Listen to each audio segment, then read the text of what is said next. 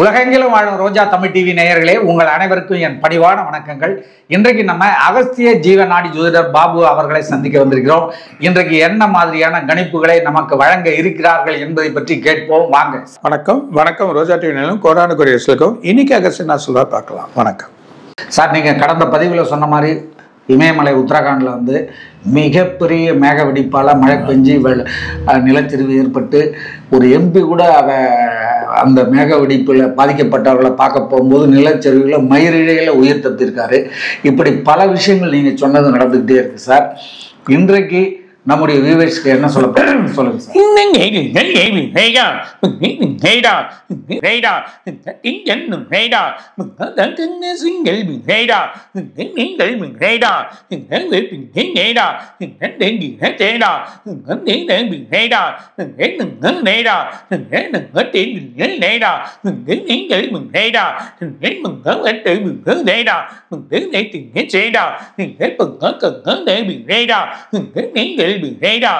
tiếng dẫn đừng rây đà cái nấy bưng để từng cái kệ đà cái sấy nị đừng rây đà cái tiếng nấm tính để từng rây đà cái nị đừng rây đà cái nghĩ để đừng rây đà cái nghĩ đừng rây đà cái nghĩ tiếng nghe đừng nghe biết. இந்த 18ஆம் தேதியில மழை ஆரம்பிக்க சொல்லியிருக்கேன். இப்போ மழை கண்டிப்பாக இருக்கு. இன்னும் ஒரு 4 நாள். இந்த 4 நாளில் பெரிய மழை இருக்கு. தென் மாவட்டம் முழுதும் இருக்கு. ஆந்திராலையும் வரும். எல்லாமே தென் மாவட்டம் முழுதும் மழை இருக்கும். கர்நாடகா பார்டர், அது தமிழ்நாடு எல்லையோட கர்நாடகா பார்டர்லையும் பெரிய மழை இருக்குது. அது இல்லாமல் அவங்களுக்கு அது மதுரை, திருச்சி இதில் எதிர்பார்க்காத மழை சடனாக உருவாகி ஆட்டோமேட்டிக்காக அந்த மழை வருதா. நைட்டில் சென்னையில் மழை வருதும் இன்னும் கொஞ்சம் மழை வருதுன்னு நம்ம பார்க்க போகிறோம்.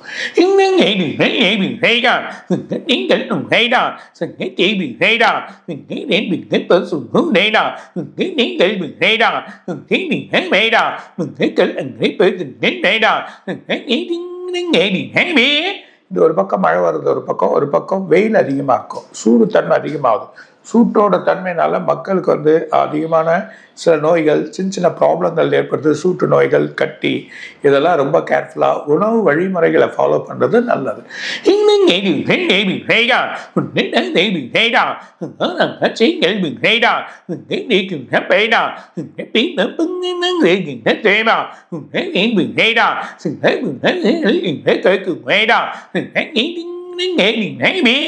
உணவு ஆராய்ச்சியிலேருந்து ஒரு பெரிய வழி வரப்போகுது. அதில் உணவுகள் எடுக்கக்கூடாது. சில உணவுகளை நம்ம தவிர்த்து எடுக்கிறது தான் நல்லதுன்ற மாதிரி சொல்ல போகிறாங்க.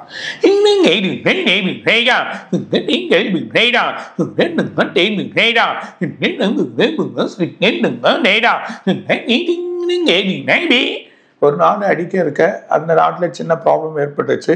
ஆனால் அதே மாதிரி இன்னொரு முஸ்லீம் கண்ட்ரிலும் ஒரு சின்ன ப்ராப்ளங்கள் ஏற்படுறத பார்க்க போகிறோம்.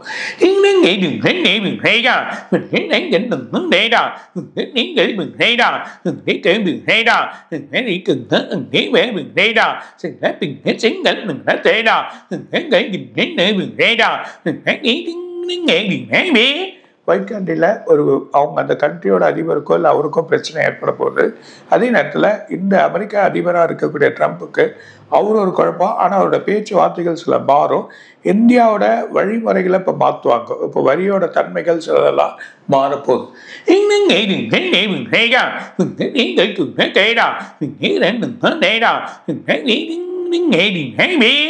இன்னும் ஒரு நாட்டுக்கு அதிகமான வரி விதிப்பாங்க. ஆனால் இந்தியாவோட வரியோட தன்மை மாறும்.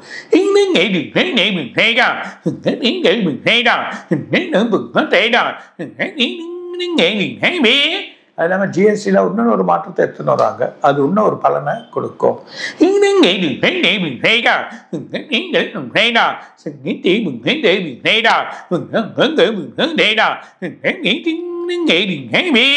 அமெரிக்கா வளாகத்தில் ஒரு பெரிய இடத்துல வந்து சக்தி வாய்ந்த வெடி வெடிக்க போகுது.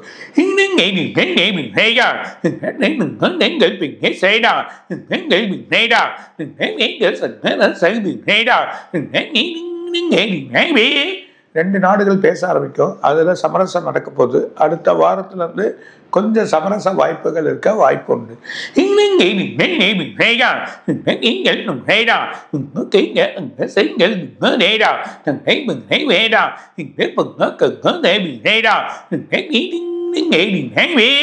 ஒரு அரசியல்வாதிக்கு குழப்பம் ஏற்படும். முக்கிய அரசியல்வாதி அவர் அவர் தலைமறையாவதையும் பார்க்க போறோம்.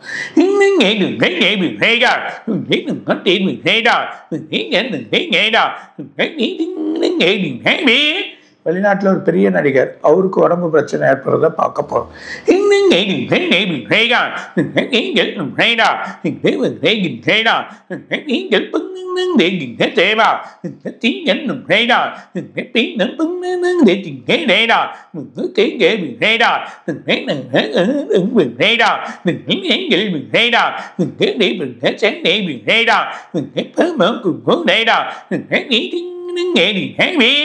டெல்லி, ஹரியானா, இந்த பாம்பே அங்கே ஒரு பிரச்சனை. டெல்லியில் முழுக்க தலைநகரத்தில் ஒரு பெரிய குழப்பங்கள் ஏற்பட போது அங்கே ஒரு பிரச்சனை ஏற்படும். அதே நேரத்தில் ஒரு நோய் ஒன்று உருவாயின்னு இருக்கு. இந்த நோய் எதிர்பார்க்காத ஆளுங்க மேலே பட்டுன்னு வருது.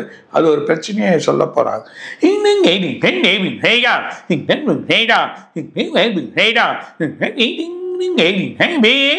ரெண்டு வழியாகவே அந்த நோய் வரும், ரெண்டு வழியாவே அது அஃபெக்ட் ஆகும்.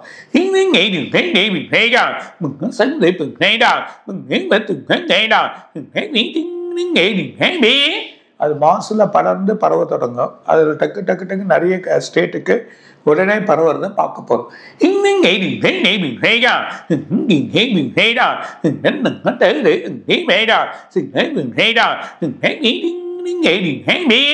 மிடில் ஈஸ்ட் கண்ட்ரி நாட்டு அதிபருக்கு ஒரு சின்ன வழி, ஒரு சின்ன வார்த்தைகள் குழப்பங்கள் ஏற்படும்.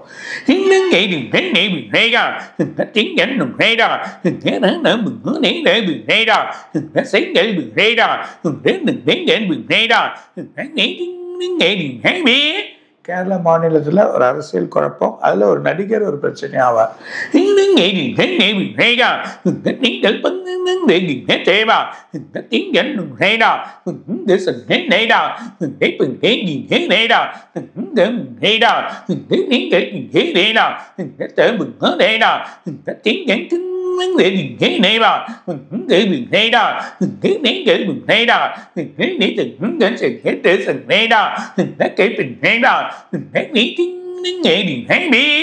அதாவது வெள்ளித்தாங்கப்ப ஏறும், அடுத்த வாரம் கண்டிப்பா ஒரு சரிவு இருக்கு.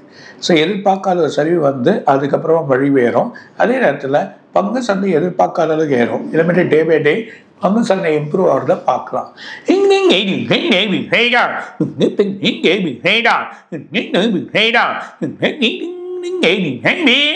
மிகப்பெரிய ஸ்கேம், இன்னொரு ஸ்கேம், அதையும் பிடிச்சிருவாங்க. இந்தியாவில் மிகப்பெரிய வேட்டை ஒன்று நடக்குது. அதில் நிறைய பேரை பிடிக்கிறதுக்கான வாய்ப்புகள் இருக்கு.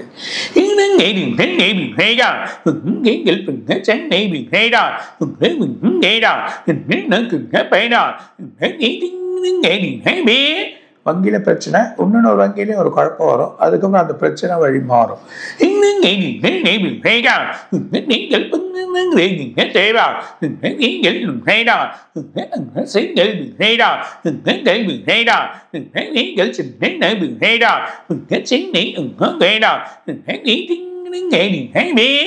அரசியல் இருக்கக்கூடிய களத்துல ஒரு அரசியல், அதாவது ஒரு பாலிடிக்ஸ் இருக்கவங்களுக்கு வந்து ஒரு சின்ன பிரச்சனையாகும். அது சின்ன ஒரு குழப்பத்தை ஏற்படுத்த பார்க்க போறோம்.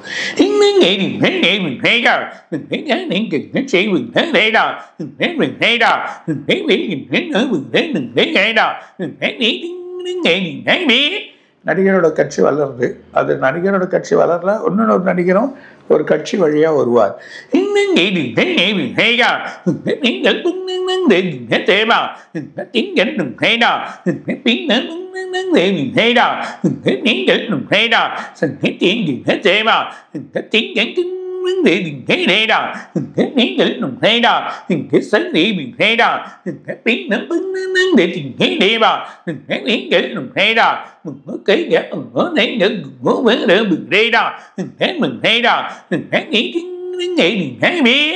முக்கிய ஆலயத்தோட கோபுரத்தோட வழியில வந்து அந்த மேகத்தினால சில பிரச்சனைகள் ஏற்படலாம்.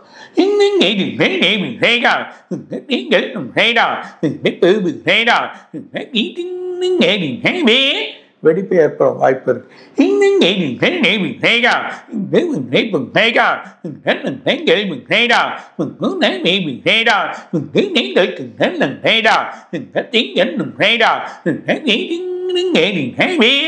இது வரைக்கும் பார்க்காத கடல் அலையை பார்க்க போகிறோம். இது வரைக்கும் பார்க்காத அலைகள் ரொம்ப அதிகமாக இருக்கும் இந்த பௌர்ணமியில்.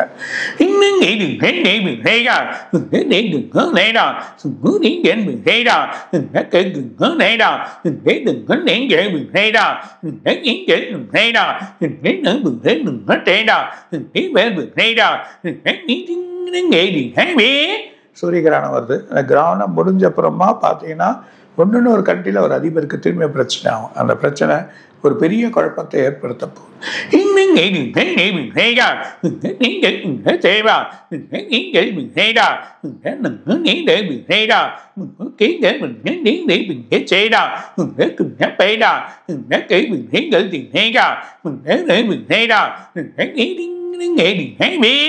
நாட்டில் ஒரு முக்கிய மந்திரி ஒரு பிரச்சனையாகிறாரு. அது வழி தெரியாமல் அவர் பேசுகிற வார்த்தை நிறைய பேருக்கு அது குழப்பத்தை ஏற்படுத்தும். அது பிரச்சனையாக போகுது.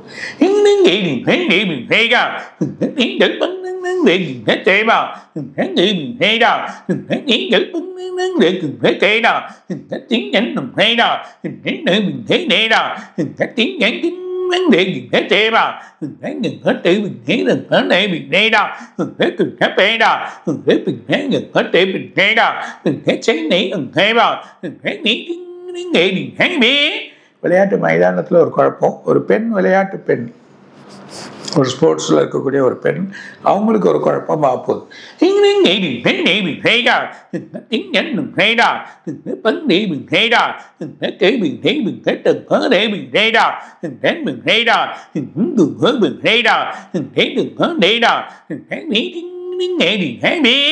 திருப்பதி தாண்டி அதுக்கு வெளி வட்டாரத்தில் இருக்கக்கூடிய ஒரு மலை, ஒரு சின்ன மலையாக இருக்கும்.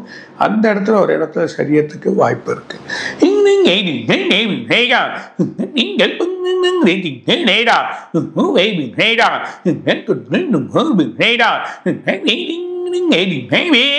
கோயம்புத்தூர், குன்னூர், அது தாண்டி இருக்கக்கூடிய வயநாடு, இந்த பக்கம் இதெல்லாம் கொஞ்சம் கேர்ஃபுல்லாக இருங்க. சில இடத்துல எதிர்பார்க்காத மலைகள் கொஞ்சம் சரியத்துக்கு வாய்ப்பு இருக்கு.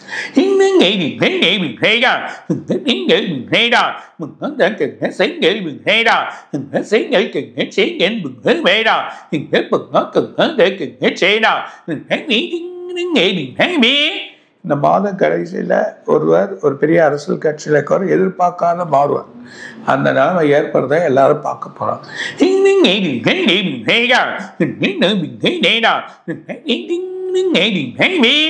இன்னும் நிறைய இருக்கு, அடுத்த வாரம் நான் சொல்றேன். ரொம்ப மகிழ்ச்சி சார். நல்லா இந்த வாரம் பல புதிய விஷயங்களை நாடி ஜோதிடத்தின் மூலம் ரொம்ப அருமையாக சொல்லியிருக்கீங்க சார். இப்போ வந்து தமிழ்நாட்டில் வந்து அரசியல் நிலவரம் ரொம்ப அதிகமாக எழுச்சியாக இருக்குது, நீங்களே பார்த்துட்ருக்கீங்க. இப்போ கூட நீங்கள் கணித்த கணிப்பில் வந்து ஒரு அமைச்சருக்கு பிரச்சனையாகும் அப்படின்னு சொன்னீங்க. அது என்ன மாதிரியான அமைச்சருக்கு பிரச்சனையாகும், எப்படி ஆகும், என்ன அப்படின்னு சொல்ல முடியுமா?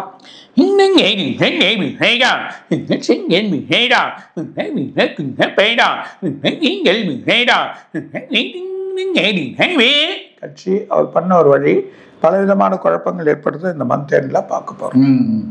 சார், இப்போ உள்ள அரசியல் சூழ்நிலையில யாருக்கு எழுச்சி ஏற்படும், யாருக்கு வீழ்ச்சி ஏற்படும் நாடி ஜோதிடத்தின் மூலம் உங்களால சொல்ல முடியுமா?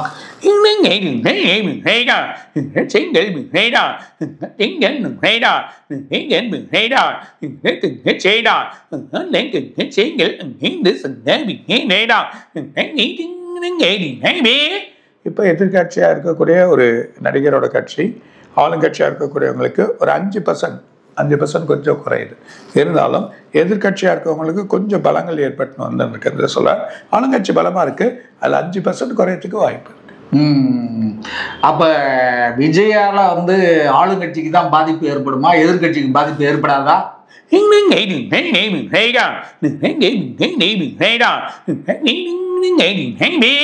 இது ஆளுங்கட்சி எதிர்கட்சி நம்ம சொல்ல முடியாது. ஏன்னா யங்ஸ்டர்ஸோட இது வந்து இதில் போய் சேருது. ஸோ இதில் போய் சேர சொல்ல அப்போ நிறைய வாய்ப்புகள் அங்கே போகிறதுக்கு வாய்ப்பு இருக்கு. ஆட்சியே பிடிக்கணும், நாட்டையே மாற்றணும்னு அவர் சொல்லிட்டு இருக்கார் நடிகர். அந்த நடிகருக்கு அதற்கான வாய்ப்புகள்லாம் வர்றதுக்கு இருக்கு, எழுச்சி இருக்கா இல்லையா?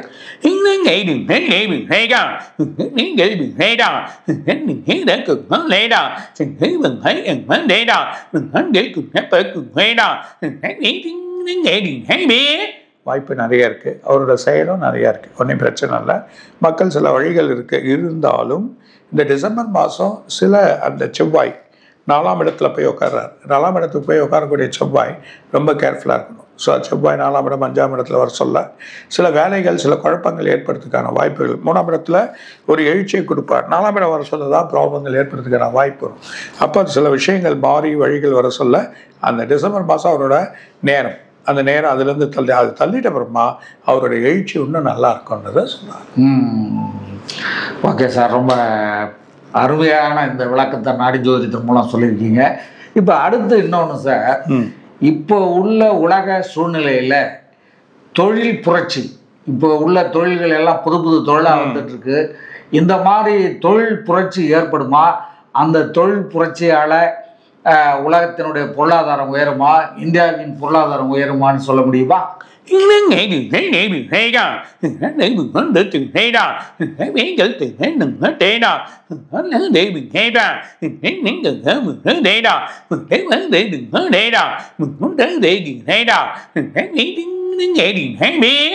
இந்தியா தொழில் புரட்சி வளர்ச்சியில் பார்த்தீங்கன்னா இன்னும் கொஞ்ச நாளில் 2வது இடம்.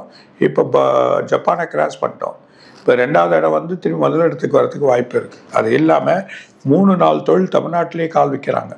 ஒரு புது தொழில் 3-4 தொழில். அது இல்லாமல் நிறைய தொழில் நார்த்தில் எல்லாம் சேர்ந்து வருது. மிகப்பெரிய தொழில் ரொம்ப அட்மாஸ்பியர். இந்தியாவிலேருந்து நிறைய மேனுஃபேக்சர் ஆகி வெளியே போகிறதுக்கான வாய்ப்புகள் இருக்குது. அதுக்கான நிலைமைகள் ஏற்படும்ன்றதை சொல்கிறாங்க.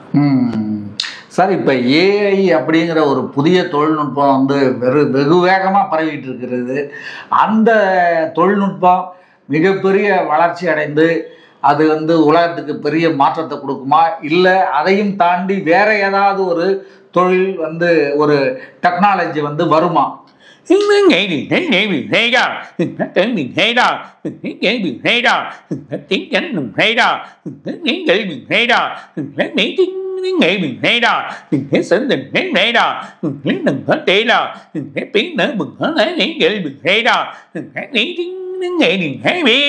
கண்டிப்பா இதோட வழி வந்து இன்னும் பெரிய டெக்னாலஜி ஆகும்.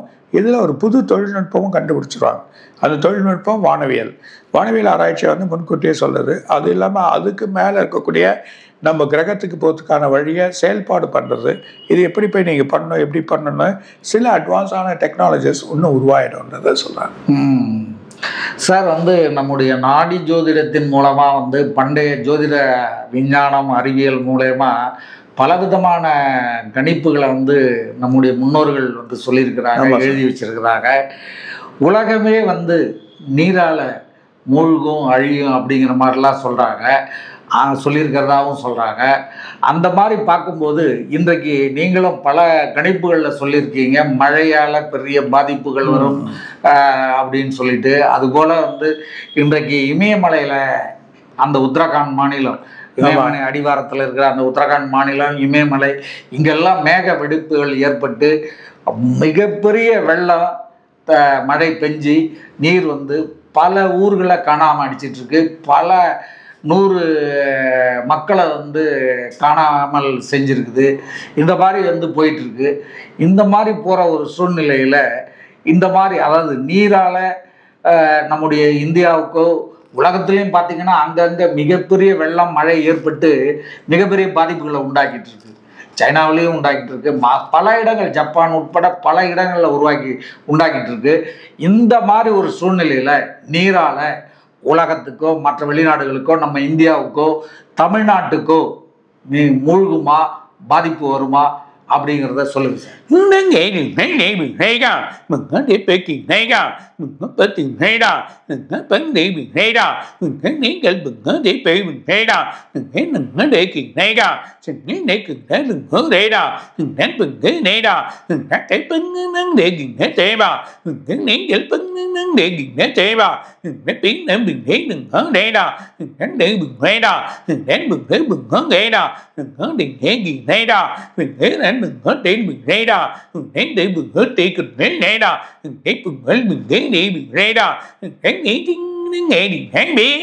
அதாவது தண்ணி வந்து நீர்வரத்து அதிகமாகி கடல் மட்டும் உயருது. பனிக்கட்டிகளாக வரும்போது மிகப்பெரிய மலைகள்லாம் சரிஞ்சிடும். அப்படி சரி சொல்ல மட்டங்கள் ஏற சொல்ல கடலோர பகுதியாக இருக்கக்கூடிய சென்னையில் கொஞ்சம் தண்ணிகள் உள்ளே வரத்துக்கு வாய்ப்பு கிடையாது. 37-40 2037-40 தான் இந்த மாதிரி ஆகும். ரொம்ப அதிகமான ஒரு வழிகள் ஏற்படுறதுக்கான வாய்ப்பு உண்டு. கரையோர பகுதியில் கொஞ்சம் வரும். அது இல்லாமல் உங்களுக்கு ஒரு கண்ட்ரி, ஒரு ஆப்பிரிக்காவோ இல்லை தென் ஆப்பிரிக்காவோ இல்லை சவுத் ஆப்பிரிக்காவோ இல்லை அதுலேருந்து வரக்கூடிய ஒரு இடமோ இல்லை ஒரு வளைகுடாவுக்கு சம்மந்தப்பட்ட இடத்துல ஒரு லேண்ட் உடஞ்சி திரும்பி உன்னோட கண்ட்ரியில் போய் சேர்ந்துடும். அந்த மாதிரி இருந்தால் அது ஊரே உருவாகும். அப்போ அந்த மலை சரிஞ்சு வந்து சேரக்கூடிய நிலைமை ஏற்படும். அந்த அளவுக்கு தண்ணிகள் பெரிய பாதிப்பை ஏற்படக்கூடிய நிலைமை இப்போ கிடையாது. 2037-40 நடக்கும். அப்போ கொஞ்சம் எல்லாரும் ஒரு உஷாராக இருக்கிறது நல்லது. இதை பற்றி நம்ம ஒரு முழு எபிசோடே போட்டுருவோம். Right sir. சார் அதுபோல் இப்போ பார்த்தீங்கன்னா ஜப்பானில் வந்து 100 வயசுக்கும் மேலே அதிகமாக உள்ளவர்கள் அதிகமாக இருக்காங்க. இது வரைக்கும் இல்லாத அளவுக்கு அதிகமாக இருக்கிறவங்க வாழ்ந்துட்டுருக்காங்க. அதே நேரத்தில் அங்கே வந்து குழந்தை பிறப்புன்றது ரொம்ப குறைவாக போயிட்டுருக்கு. பல ஆண்டுகளுக்கு முன்னாடி உள்ள குழந்தை பிறப்பு விகிதத்தையும் இப்போ உள்ள விகிதத்தையும் எடுக்கும்போது ரொம்ப குறைவாக போயிட்டுருக்கு. சைனாவிலையும் குழந்தை பிறப்பு ரொம்ப குறைவாகிட்டே இருக்குது. உலக நாடுகள் யூரோப் கண்ட்ரீஸ்லேயும் வந்து குழந்தை பிறப்புகள் குறைவாகிட்டே இருக்குது. இந்தியாவில் கூட வந்து ஆண்களுக்கு நிகராக பெண்கள் குழந்தை பிறப்பு வந்து ஷார்ட்டேஜாக இருக்குது அப்படிங்கிற மாதிரி ஒரு கருத்து நிலவிட்டு, இல்லை பெண்களுக்கு ஈக்குவலாக ஆண்கள் இல்லை அப்படிங்கிற மாதிரி ஒரு குழந்தை பிறப்பு இல்லை அப்படிங்கிறது ஒரு கருத்து நிலவிட்டு இருக்கு சொல்லப்படுது சார். ஒரு புள்ளி விவரங்கள் எல்லாம் சொல்லுது. எந்த மாதிரி புள்ளி விவரங்களால் நான் போகிற போக்க பார்த்தா பல 100 ஆண்டுகளுக்கு பிறகு மனித குலம் கொஞ்சம் கொஞ்சமாக குறைந்து வந்து மனித குலம் இந்த மாதிரி சூழ்நிலையாலேயே அழிந்து விடுமா, இல்லை இதுக்கு ஏதாவது மாற்று வருமா அப்படிங்கிறத பற்றி நாடி ஜோதிடத்தின் மூலம் சொல்லுங்கள் சார்.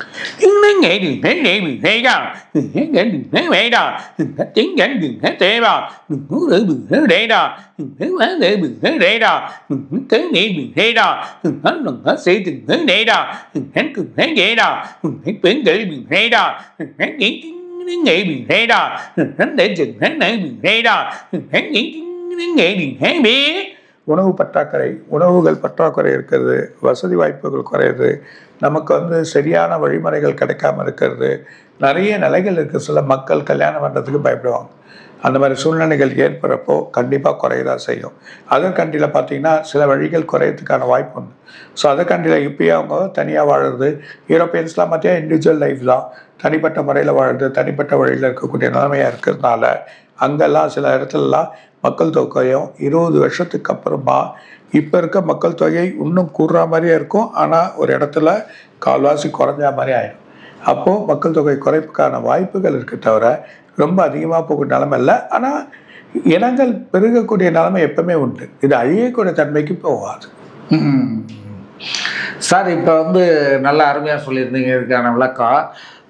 இப்போ சமீபத்தில் ஆளுங்கட்சி ஒரு மிகப்பெரிய விழாவை வந்து ஒரு மாவட்டத்தில் நடத்துச்சு. அது மிகப்பெரிய எழுச்சியான எந்த பிரச்சனையும் இல்லாமல் நடந்ததாக வந்து எல்லாருமே சொல்கிறாங்க.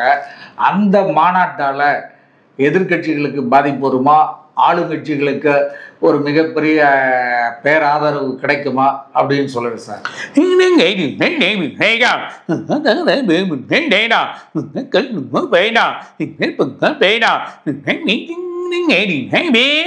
கண்டிப்பாக ஆதரவு இருக்குது. இருந்தாலும் மக்களோட நோக்கம் எதிர்பார்ப்பு இருக்குது. ஸோ இதை எதிர்பார்த்துன்னு இருக்குங்க அப்படின்றார். சார் இன்னொரு பக்கம் பார்த்தீங்கன்னா எதிர்கட்சிகள் வந்து மிகப்பெரிய ஒரு வியூகத்தை வகுத்துட்டு இருக்கிறாங்க. டெல்லியில் போய் அந்த கூட்டணி கட்சி தலைவர்கள்லாம் அடிக்கடி பேசிகிட்டு இருக்காங்க. அந்த கூட்டணி எதிர்கட்சிகளில் இருக்கிற பிளவெல்லாம் சரி பண்ணுறதா போகிறதா எல்லாம் சொல்கிறாங்க. ஆனால் எதிர்கட்சி தலைவரே சொல்லிட்டாரு அந்த மாதிரிலாம் எதுவுமே கிடையாது. அந்த மத்திய ஆளுங்கட்சி கூட்டணியில் நாங்கள் இருக்கிறதால அந்த ஆளுங்கட்சி தலைவரே சொல்லிட்டாரு, அது அவங்களுடைய உள்கட்சி விவகாரம், அதில் நாங்கள் தலையிட மாட்டோம்னு சொல்லிட்டாரு. அதனால் இதை பற்றிலாம் அவர் ஒன்றும் எங்ககிட்ட பேசலை, நாங்கள் வேறு விஷயங்கள் தான் பேசணும்னு எதிர்கட்சி தலைவரே இன்றைக்கி நேரடியாக பேட்டி கொடுத்துட்டார் சார். அப்போ அவருடைய ரூட்டு கிளியர் ஆகிடுச்சு. அவர் எடுக்கிற முடிவு தான் அந்த கட்சியை பொறுத்தளவுக்கு அப்படிங்கிற மாதிரி அவர் பேட்டியிலேயே சொல்லிட்டாரு. ஸோ அப்படி இருக்கிற சூழ்நிலையில் அந்த எதிர்கட்சியில் 2-3 பேர் தனியாக பிரிஞ்சு போய் சலசலப்பு உண்டு பண்ணிட்டு இருக்கிறாங்களே, அதனால் அந்த எதிர்கட்சி கூட்டணிக்கே பாதிப்பு ஏற்படுமா, அதனால ஆளுங்கட்சிக்கு ஆதரவு ஏற்படுமா என்ன அப்படிங்கிறத சொல்லுங்க சார்.